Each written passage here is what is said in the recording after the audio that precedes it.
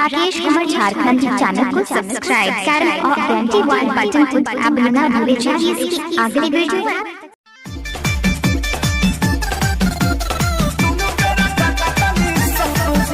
Music by Shankar Singh.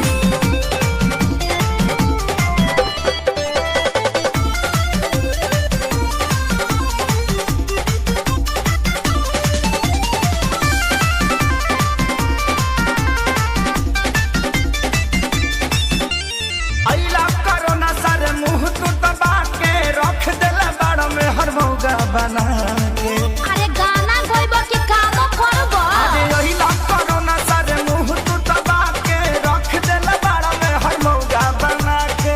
सकत दादा lockdown खुली अब कब जी, अरे कब जी, अरे कब जी, अरे कबो न जी। हमर मौगी खेलत बिया पबजी, हम तो दुनु बेरा काटतानी सब्जी।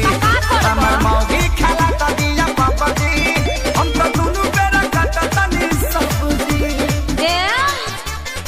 देखो हौ लुगा धइल बा आदमी खानी खींच दो ना तो पुलिस के फोन करके कह देब कि हमार भतार 4 दिन से खोखता। अरे ना हो जातनी जातनी। हां ठीक बा जल्दी जा। घरवा में सूती उता करतिया सहो, फूकी फूकी चूल्हा हमारा निकलता कैसे हो। अरे घर में मत छोड़ो प्रदूषण हो जाए। घरवा में सूती उता करतिया सहो, फूकी फूकी चूल्हा हमारा निकलता कैसे हो। झाड़ू लगाई फिर पोछा लगाई, अपन दर्द के तना ले बता। तो बैठ के हुड़बा बाबू दिन तू देखला ए राम जी, अरे राम जी, अरे राम जी। हमर मौगी खेलत बिया पबजी, हम तो दुनु बेरा काटतानी सब्जी। हमर मौगी खेलत बिया पबजी, हम तो दुनु बेरा काटतानी सब्जी।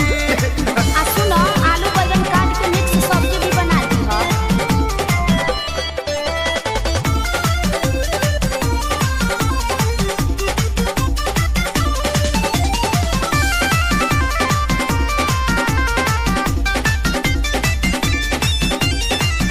माझी माझी बरतन दर्द करता कालाई, अब से करोना सरऊ लेला तू विदाई।